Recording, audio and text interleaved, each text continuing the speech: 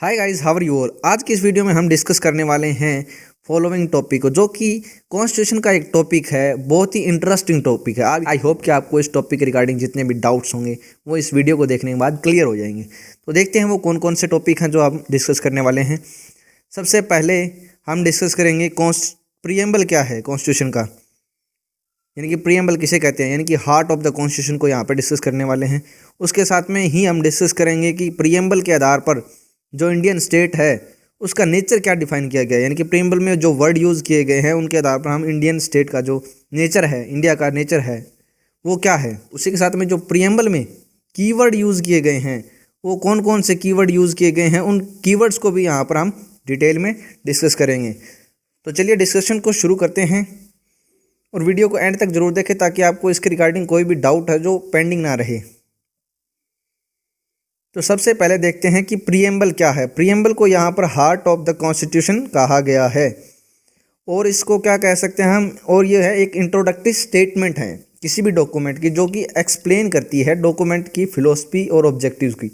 यानी कि कोई भी चीज़ है, कोई भी स्टेटमेंट है जो उस डॉक्यूमेंट के फिलोसफी को और उसके ऑब्जेक्टिव को यहाँ पर क्या करती हो, एक्सप्लेन करती हो, उसे हम यहाँ पर प्रीएम्बल कहते हैं। नेक्स्ट इसके रिगार्डिंग क्या आता है कि जो हमारे कॉन्स्टिट्यूशन में प्रीएम्बल है वो क्या प्रेजेंट करता है, वो फ्रेमर हैं, यानी कि कॉन्स्टिट्यूशन को बनाने वाले उनके इंटेंशन क्या थी उसको यहाँ पर प्रेजेंट करता है। हिस्ट्री क्या है उसकी क्रिएशन के पीछे की उसको यहाँ पर प्रेजेंट करता है। और कोर वैल्यूज़ एंड प्रिंसिपल क्या हैं इन नेशन के, उनको भी यहाँ पर प्रीएम्बल के थ्रू प्रेजेंट किया गया है। नेक्स्ट आता है कि जो प्रीएम्बल है वो किस बारे में आइडिया देता है, यानी कि इसके ऑब्जेक्ट क्या हैं, उनके बारे में क्या आइडिया देता है। ये प्रीएम्बल में से हमें पता चलता है कि सोर्स क्या है कॉन्स्टिट्यूशन के, किस तरह का जो स्टेट है ये इंडिया, उसके नेचर के बारे में हमें पता चलता है। स्टेटमेंट क्या है, उसके प्रीएम्बल में जो वर्ड यूज़ किए गए हैं उनके आधार पर हमें ऑब्जेक्ट क्या पता चलता है उसका। डेट ऑफ अडोप्शन क्या है प्रीएम्बल की डेट ऑफ अडोप्शन है प्रीएम्बल में ही मेंशन की गई है। कॉन्स्टिट्यूशन के लास्ट लाइन आप देखते हैं जिसमें लिखा होता है कि in our constituent assembly this 26 November 1949 को do hereby adopt enact and to give to ourselves this constitution, यानी कि 26 नवंबर 1949 को ये कॉन्स्टिट्यूशन है वो अडोप्ट किया गया था। नेक्स्ट देखते हैं हमारे हिस्ट्री क्या है प्रीएम्बल की, जो कॉन्स्टिट्यूशन की प्रीएम्बल है उसके पीछे की। तो उसके बारे में क्या कहा गया है कि जो आइडल है behind the preamble to the Indian constitution वो ले डाउन किसके द्वारा किया गया था, जवाहरलाल नेहरू ऑब्जेक्टिव रिजोल्यूशन के द्वारा। और जो कॉन्स्टिट्यूएंट असेंबली है उसके द्वारा अडोप्ट कब किया गया था, 22 जनवरी को इन 1947 में। नेक्स्ट आती है नेचर क्या है इंडियन स्टेट का एज पर दी प्रीएम्बल। तो प्रीएम्बल में कुछ कीवर्ड यूज़ किए गए हैं जिनके आधार पर हम कह सकते हैं कि इंडियन स्टेट का नेचर क्या है। तो यहाँ पर जो कीवर्ड यूज़ किए गए हैं उनको इजी तरीके से याद करने के लिए यहाँ पर हम लिख सकते हैं कि 3SDR। 3S मतलब 3 S's हैं, उनका क्या मतलब है, फर्स्ट है sovereign, second socialist and third secular. ये हो गए हैं 3 S's 1 2 3। एंड नेक्स्ट आता है D मतलब डेमोक्रेटिक एंड R मतलब रिपब्लिक। तो यहाँ पर इन 5 वर्ड से हमें है जो हमारे इंडियन स्टेट है उसके नेचर का पता चलता है कि क्या है हमारा स्टेट, क्या वो सोवरन है, सोशलिस्ट है, सेकुलर है, डेमोक्रेटिक है या रिपब्लिक है, या इन सभी के रिगार्डिंग इसमें कुछ न कुछ एबिलिटीज़ हैं, कोई ना कोई मेरिट्स इनकी इसके अंदर इन्वॉल्व हैं। तो चलिए देखते हैं सोवरन का क्या मीनिंग होता है, सोशलिस्ट का क्या मीनिंग है, और इनको प्रीएम्बल में किस आधार पर यहाँ पर या जो ऐड किया गया है। तो इन चीज़ों को आगे डिस्कस करने से पहले हम ये 2 क्वेश्चन हैं वो डिस्कस कर लेते हैं। वो कौन कौन से हैं कि वेदर अमेंडेबल, क्या प्रीएम्बल को यहाँ पर अमेंड किया जा सकता है। तो ये जो क्वेश्चन है सबसे पहले केशवानंद भारती का जो केस था उसमें राइज किया गया था सुप्रीम कोर्ट के आगे 1973 के केस में क्या कहा गया था उसको डिस्कस करने से पहले थोड़ा सा हम ये चीज़ देख लेते हैं कि whether the part of a constitution, क्या ये जो प्रीएम्बल है वो पार्ट है कॉन्स्टिट्यूशन का। तो इसके लिए यहाँ पर 2 केसेस हैं। एक तो है बेरूबरी यूनियन केस जो कि 1960 का केस है। तो बेरुबरी केस में क्या ऐड किया गया था कि जो प्रीएम्बल है वो कॉन्स्टिट्यूशन का पार्ट नहीं है। वहीं पर केशवानंद भारती केस में 1973 के अंदर प्रीएम्बल को यहाँ पर कॉन्स्टिट्यूशन का पार्ट मान लिया गया था। तो हम यहाँ पर इसी आधार पर जो केशवानंद भारती में अमेंडमेंट के रिगार्डिंग जो क्वेश्चन राइज किए गए थे उसको भी हम यहाँ पे कह सकते हैं कि being a part of a constitution यहाँ पर प्रीएम्बल है वो अमेंडेबल है अंडर आर्टिकल 368। लेकिन यहाँ पर कुछ लिमिटेशंस भी हैं। यहाँ पर है जो प्रीएम्बल को अमेंड करने के दौरान इसके अंदर जो बेसिक फीचर मेंशन किए गए हैं कॉन्स्टिट्यूशन के रिगार्डिंग या फिर इसका जो बेसिक स्ट्रक्चर है उसको यहाँ पर डैमेज नहीं किया जा सकता या उसको डिस्ट्रॉय नहीं किया जा सकता। इस तरह की कोई अमेंडमेंट है वो इसमें नहीं की जा सकती, यानी कि कॉन्स्टिट्यूशन के बेसिक स्ट्रक्चर है उसको यहाँ पर ध्यान में रखा जाएगा। तो ये इस दो केसेस में कहा गया था और यहाँ ये अमेंडेबल है प्रीएम्बल। और इसमें एक अमेंडमेंट भी हुई है, वो देखते हैं क्या कहती है अमेंडमेंट। वो अमेंडमेंट हुई थी 42nd अमेंडमेंट जो कि 1976 में हुई थी। उस अमेंडमेंट में प्रीएम्बल में कुछ वर्ड ऐड हुए थे। यहाँ पर 3 वर्ड ऐड हुए थे। वो कौन कौन से ऐड हुए थे? फर्स्ट था सोशलिस्ट, सेकंड सेकुलर। ये जो 2 वर्ड हैं उनको जो सोवरन, डेमोक्रेटिक और रिपब्लिक जो वर्ड्स थे उनके बीच में ऐड किया गया था। और इसी के साथ में थर्ड वर्ड है वो क्या था? इंटीग्रिटी। इस वर्ड को ऐड किया गया है यूनिटी ऑफ द नेशन जो वर्ड है उनके बीच में, यानी कि अब वो वहाँ पर हो गया है unity and integrity of the nation. तो इस तरह से यहाँ पर एक अमेंडमेंट है जो प्रीएम्बल में हो चुका है 1976 में। तो इस आधार पर हम उस क्वेश्चन का आंसर यस कह सकते हैं कि प्रीएम्बल है जो अमेंडेबल है, लेकिन बेसिक स्ट्रक्चर के साथ में इसके कोई भी छेड़खानी नहीं की जा सकती। अब देखते हैं नेक्स्ट टॉपिक क्या है। नेक्स्ट आता है यहाँ पर कीवर्ड्स क्या हैं प्रीएम्बल में जो यूज़ किए गए हैं, क्या उनका मीनिंग्स हैं। पहले देखते हैं कीवर्ड कौन कौन से यूज़ हुए हैं, फिर उनको डिटेल में डिस्कस करेंगे। तो कीवर्ड कौन कौन से हैं? We the people of India, इसको यहाँ पर डिस्कस करने लायक है। Second sovereign, socialist, secular, democratic, republic, liberty, justice, equality and fraternity. ये कुछ वर्ड हैं जिनको यहाँ पर प्रीएम्बल में यूज़ किया गया है, जो कि कुछ वर्ड इसमें से स्टेट के नेचर को डिफाइन करते हैं, कुछ यहाँ पर कॉन्स्टिट्यूशन के ऑब्जेक्टिव है उनको डिफाइन करते हैं कि किस तरह से वो इंडियन स्टेट का नेचर है, किस तरह से जो इंडिया के जो सिटीजन्स हैं उनको क्या क्या फंडामेंटल राइट्स हैं या अदर राइट्स हैं वो प्रोवाइड करते हैं। वो सारी चीज़ें हमें प्रीएम्बल के अंदर ये जो कीवर्ड्स यूज़ किए गए हैं उनके आधार पर क्लियर होती हैं। तो सबसे पहले हम पहला कीवर्ड है उसको देखते हैं कि वो क्या कहता है हमें, कौन जो कि प्रीएम्बल में यूज़ किया गया है वो क्या है? We the people of India. तो इसके आधार पर हमें क्या पता चलता है कि सोर्स ऑफ अथॉरिटी है वो कहाँ से आती है। प्रीएम्बल के अंदर जो फर्स्ट वर्ड यूज़ हुआ है we the people of India, उसमें हमें क्या पता चलता है, वो क्या इंडिकेट करती है कि जो ultimate sovereignty of the people of India वो कहाँ से आती है? वो कहाँ से आती है? From the people of India. And sovereignty का यहाँ पर मतलब क्या है कि independent authority of the state, यानी कि किसी के ऊपर भी हमारा जो इंडियन स्टेट है वो डिपेंड नहीं है और ना ही ये किसी भी अदर कंट्री के अंदर या किसी अदर एक्सट्रीम पावर के कंट्रोल में है, ना ही किसी का ये सब्जेक्ट है, यानी कि ये एक इंडिपेंडेंट स्टेट है। उस आधार पर इसकी सोर्स ऑफ अथॉरिटी का पता चलता है, जो कि प्रीएम्बल के अंदर जो word we the people of India use किया गया है उससे पता चलता है। नेक्स्ट कीवर्ड है वो यूज़ हुआ है सोवरेंटी। सोवरेंटी का यहाँ पे क्या मीनिंग है? जैसा कि हमने फर्स्ट कीवर्ड में पता चलता है ultimate sovereignty of the people of India का, उसी से हम अंदाज़ा लगा सकते हैं कि neither dependency NOR domain but an independent state, यानी कि सोवरेंटी का मतलब है कि ना ही तो ये डिपेंडेंसी पे है किसी की और ना ही ये किसी का डोमेन है, एक इंडिपेंडेंट स्टेट है इंडिया। ये हमारे प्रीएम्बल से पता चलता है।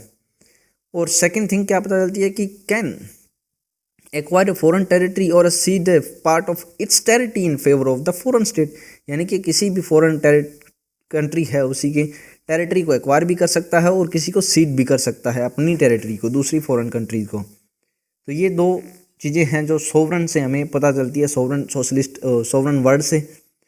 नेक्स्ट कीवर्ड आता है सोशलिस्ट। सोशलिस्ट वर्ड है वो क्या इंडिकेट करता है? सोशलिस्ट वर्ड है जो 42nd अमेंडमेंट के थ्रू 1976 में है, इसमें कॉन्स्टिट्यूशन के जो प्रीएम्बल है उसमें ऐड किया गया है। उससे हमें एक डेमोक्रेटिक सोशलिज्म का आभास होता है, न कि किसी कम्युनिस्टिक सोशलिज्म का।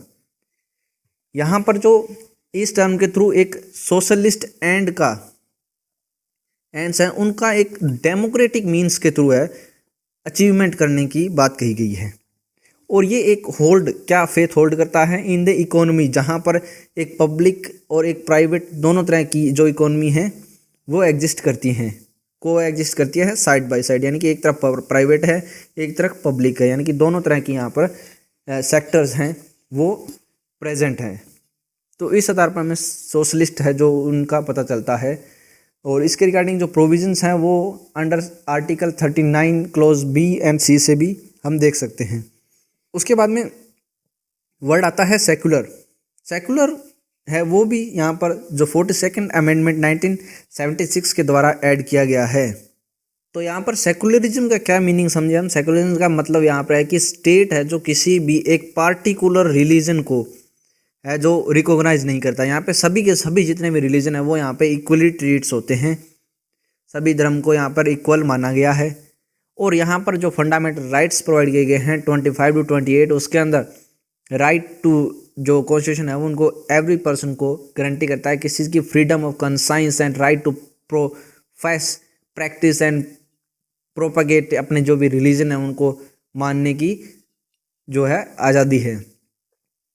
तो ये जो वर्ड है वो सेकुलर जो प्रीएम्बल में ऐड किया गया है, उसके आधार पर यहाँ पर कॉन्स्टिट्यूशन का जो ऑब्जेक्टिव है वो फंडामेंटल के थ्रू यहाँ पर सिक्योर किया गया है। नेक्स्ट कीवर्ड आता है डेमोक्रेटिक कीवर्ड है, उसका हम यहाँ पर प्रीएम्बल में किस तरह से इंटरप्रेट किया गया है कि जो इंडियन स्टेट है इसका जो कॉन्स्टिट्यूशन है वो क्या है, एक इस्टेब्लिश्ड फॉर्म में है। और सेकंड क्या है कि इसके अंदर जो रिप्रेजेंटेटिव है लेजिस्लेचर के अंदर आते हैं, जो लॉ बनाते हैं वो क्या होते हैं, इलेक्टेड होते हैं through the people of India. तो यहाँ पर इस तरह से है जो डेमोक्रेसी है वो चलती है। और यहाँ पर जो टर्म डेमोक्रेसी है वो क्या इंडिकेट करती है कि जो अथॉरिटी जो कॉन्स्टिट्यूशन क्या है, एक इस्टेब्लिश्ड फॉर्म ऑफ गवर्नमेंट है यहाँ पर। और इसके अंदर जो अथॉरिटीज़ आती हैं वो कहाँ से आती हैं, विल ऑफ द पीपल से, यानी कि लोगों के विल से। और वो विल कैसे आती हैं, थ्रू द इलेक्शन, यानी कि जो रिप्रेजेंटेटिव है इलेक्टेड होके आते हैं पार्लियामेंट में, उसके आधार पर वो उन पीपल्स के बिहाफ के ऊपर है जो लॉज बनाते हैं या जो भी अपनी पावर्स है उनका यूज़ करते हैं। तो ये था डेमोक्रेटिक वर्ड जो प्रीएम्बल में यूज़ किया गया है। उसके बाद नाउ द नेक्स्ट कीवर्ड आता है रिपब्लिक। तो यहाँ पर रिपब्लिक का क्या मीनिंग किया गया है, क्या इंडिकेट करती है ये रिपब्लिक जो टर्म है वो। सबसे पहले इसमें देख लेते हैं कि जो एक डिफरेंस है मोनार्क और रिपब्लिक के बीच में वो क्या होता है। कि मोनार्क में क्या होता है कि एक हेरिडिटी चलती है, उसके अंदर जो ऑफिस है वो फिक्स्ड होता है किसी भी एक पार्टिकुलर फैमिली के लिए। लेकिन यहाँ पर रिपब्लिक के अंदर क्या है कि जो हेड ऑफ द स्टेट होता है वो क्या है, इलेक्ट किया जाता है by the people of India के थ्रू, और वो भी किस लिए, एक फिक्स्ड टर्म के लिए। उसके बाद में है जो वो हेड है वो चेंज कर दिया जाता है। और ये मोनार्क की तरह नहीं होता, हेरिडिटरी नहीं होता ये पद। कोई भी जो रिप्रेजेंटेटिव है जो पीपल के द्वारा इलेक्टेड किया जाता है उसके थ्रू लिया जा सकता है। और क्या इसमें वेस्टिंग एक पॉलिटिकल सॉवरेंटी भी इसके अंदर होती है। और absence of the privilege class, यहाँ पे कोई भी क्लास है वो यहाँ पर प्रिविलेज क्लास नहीं है।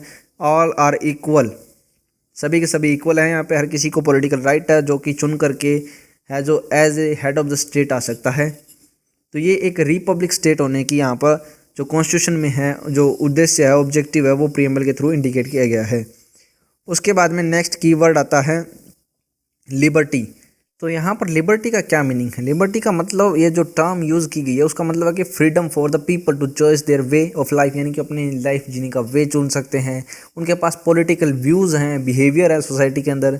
यहाँ पर लिबर्टी का ये मतलब नहीं है कि जो उसको फ्रीडम है कुछ भी करने की, डू एनीथिंग, वो नहीं है। लेकिन यहाँ पर कुछ उस व्यक्ति को डू एनीथिंग करने की लिबर्टी है, लेकिन विद सम लिमिट्स कुछ सेट की गई हैं बाय द लॉ। यहाँ लॉ के द्वारा कुछ लिमिट्स हैं वो सेट की गई हैं। तो देखते हैं वो क्या कुछ हैं। तो यहाँ पर फर्स्ट क्वेश्चन क्या आता है कि लिबर्टी ऑफ व्हाट, किस चीज़ की लिबर्टी है। तो यहाँ पर प्रीएम्बल में वर्ड हैं जो क्या यूज़ किए गए हैं, liberty of thoughts, liberty of expression, liberty of belief, liberty of faith and worship. तो यहाँ पर इन सभी चीज़ों की लिबर्टी दी गई है विद सम लिमिट्स। यहाँ पे एक्सट्रीम जो लिबर्टी है वो नहीं है, यानी कि इसका मतलब यहाँ पे नहीं है कि आपको इस चीज़ की लिबर्टी है तो आप किसी दूसरे व्यक्ति को सुप्रेस कर सकते हो। आप अपनी जो लिबर्टी है वो एक्सरसाइज कर सकते हो विद सम लिमिट्स।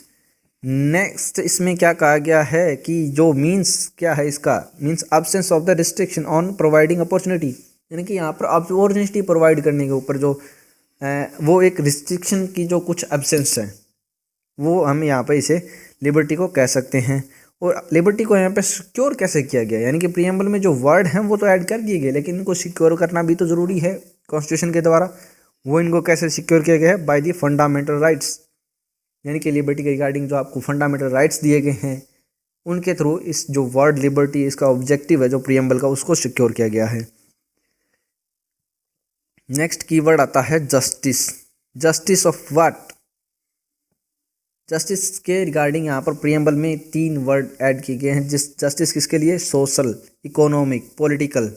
जस्टिस क्या है, नेसेसरी है यहाँ पर सोसाइटी के अंदर क्या चीज़ मेंटेन करने के लिए, कि जो वेरियस प्रोविज़न हैं वो उनको यहाँ पर लागू करके, जैसे किस तरह से यहाँ पर प्रोवाइड किया गया है, through the fundamental rights and directive principle of the state policy, जो कि कॉन्स्टिट्यूशन के द्वारा प्रोवाइड किए गए हैं, उनके थ्रू यहाँ पर जो है सिक्योर किया गया है जस्टिस को टू द इंडियन सिटीजन। यहाँ पर जैसे कि जो 3 वर्ड हैं ऐड किए गए हैं, social justice, economic justice and political justice. तो सोशल जस्टिस का मतलब क्या है कि जो सोसाइटी को क्रिएट करना without any discrimination on the basis या grounds of caste, creed, gender, religion, इन आधार पर यहाँ पर जो डिस्क्रिमिनेशन है वो ना किया जाए, उस आधार पर एक इक्वल सोसाइटी का है जो कॉन्स्टिट्यूशन करना।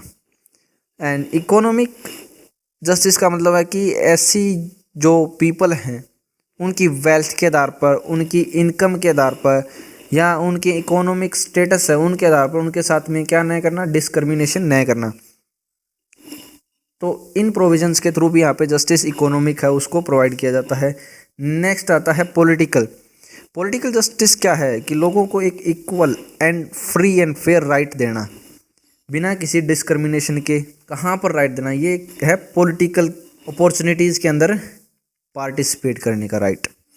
नेक्स्ट कीवर्ड आता है इक्वलिटी। इक्वलिटी ऑफ व्हाट, तो यहाँ पे जो प्रीएम्बल में वर्ड इक्वलिटी किया गया है उसका मतलब क्या है कि no section of the society has a special privilege. चलिए इसको देखते हैं थोड़ा सा का स्लाइड के थ्रू कि यहाँ पर जो इक्वलिटी ऑफ व्हाट, किस चीज़ की इक्वलिटी है यहाँ पर। तो यहाँ पर जो प्रीएम्बल है उसमें 2-3 जो वर्ड दिए गए हैं वो क्या क्या हैं, of status, of opportunity and to promote among them all, और उन सभी चीज़ों को वहाँ पे प्रमोट करने की यहाँ पे इक्वलिटी है। ये जो प्रीएम्बल में वर्ड ऐड किए गए हैं। और यहाँ पर जो इक्वलिटी का मतलब क्या है कि means the absence of the special privilege and advocate opportunity without discrimination. यहाँ पर इसका मतलब ये है कि कुछ स्पेशल प्रिविलेज है उनका एब्सेंस, यानी कि किसी को भी किसी भी तरह की स्पेशलिटी नहीं दी गई है। और जो अपॉर्चुनिटीज़ हैं वो सभी को बिना किसी डिस्क्रिमिनेशन के इक्वली हैं, एक एडवोकेट तरीके से हैं वो प्रोवाइड की गई हैं। तो ये यहाँ पर इक्वलिटी का मीनिंग है। इसके अलावा और यहाँ पे क्या कहा गया है कि यहाँ पे इक्वलिटी है वो 3 तरह की प्रोवाइड की गई है, सिविक्स, पॉलिटिकल एंड इकोनॉमिकल। तो इसका मतलब यहाँ पे है कि everyone is equal before the law. Political कहें तो पॉलिटिकल एरिया है उनके अंदर आपको इक्वल अपॉर्चुनिटी दी जाती है वहाँ पर पार्टिसिपेट करने के लिए। और इकोनॉमी में भी आपको जो भी सोर्स ऑफ इनकम्स हैं या फिर कहें कोई वर्क है वो आपको इक्वल ही प्रोवाइड किया जाता है, जैसे कि equal pay for equal work. तो यहाँ पर इक्वलिटी का मतलब यहाँ पर ये नहीं लिया जा सकता कि आपको सभी के पास में वेल्थ है जो वो इक्वल हो, तो ये चीज़ें नहीं हो सकती, लेकिन अपॉर्चुनिटी है वो यहाँ पर सभी को इक्वल प्रोवाइड की जा सकती है। उसके बाद में आता है कि कॉन्स्टिट्यूशन में जो इक्वलिटी है उसको किस तरह से सिक्योर किया गया है, तो वो किया गया है बाय द फंडामेंटल राइट्स के थ्रू। तो यहाँ पे जो इक्वलिटी को सिक्योर करने के लिए यहाँ पे कुछ फंडामेंटल राइट्स हैं वो प्रोवाइड किए गए हैं सिटीजन ऑफ इंडिया को, जिनमें सभी को इक्वल अपॉर्चुनिटीज़ वगैरह हैं वो बिना डिस्क्रिमिनेशन के प्रोवाइड की गई हैं। अंडर सेक्शन अंडर आर्टिकल 14 में कहा गया है कि इक्वलिटी बिफोर द लॉ। इस तरह से फंडामेंटल राइट के अंदर है जो इक्वलिटी का जो ऑब्जेक्टिव है प्रीएम्बल में डिस्क्राइब किया गया उसको अचीव किया गया है by the constitution through fundamentals. इसके बाद में नेक्स्ट कीवर्ड आता है फर्टर्निटी। फर्टर्निटी क्या होती है? फर्टर्निटी का मतलब यहाँ पे फीलिंग ऑफ किस चीज़ की, ब्रदरहुड की, यानी कि भाईचारे की जो फीलिंग है उसे हम कह सकते हैं, या फिर कंट्री के अंदर जितने भी पीपल हैं उनको इमोशनली किसी न किसी तरीके से अटैच करना। और फर्टर्निटी है वो किस चीज़ के अंदर प्रमोट करती है? फर्टर्निटी प्रमोट करती है हमारे स्टेट यानी कि नेशन के जो क्या कहते हैं डिग्निटी को या फिर कहें यूनिटी को प्रमोट करने के लिए यहाँ पर कॉन्स्टिट्यूशन के द्वारा फर्टर्निटी वर्ड्स है वो यूज़ किया गया है। कॉन्स्टिट्यूशन है प्रमोट क्या करता है? सेंस ऑफ फर्टर्निटी किसके द्वारा प्रमोट करता है? बाय द सिंगल सिटीजनशिप, यानी कि यहाँ पर इंडिया में हर एक व्यक्ति को सिंगल सिटीजनशिप दी गई है। सिंगल सिटीजन के थ्रू है जो यहाँ पर फर्टर्निटी को प्रमोट किया जाता है। तो ये थे आज के जितने भी टॉपिक हैं प्रीएम्बल के बारे में जो कि हमने इस वीडियो में डिस्कस किए हैं। आई होप कि आपको ये वीडियो अच्छी लगी है, और अगर अच्छी लगी है तो इसे लाइक करें, अपने दोस्तों के साथ में शेयर करें और इस चैनल को सब्सक्राइब कर लें ऐसी ही और वीडियोस पाने के लिए। और बेल आइकन दबाना मत भूलिए ताकि जब भी नई वीडियो अपलोड हो तो उसका नोटिफिकेशन है वो आपको मिल जाए और आप किसी भी तरह की कोई अपडेट है वो मिस ना करें। Thanks for watching, keep learning.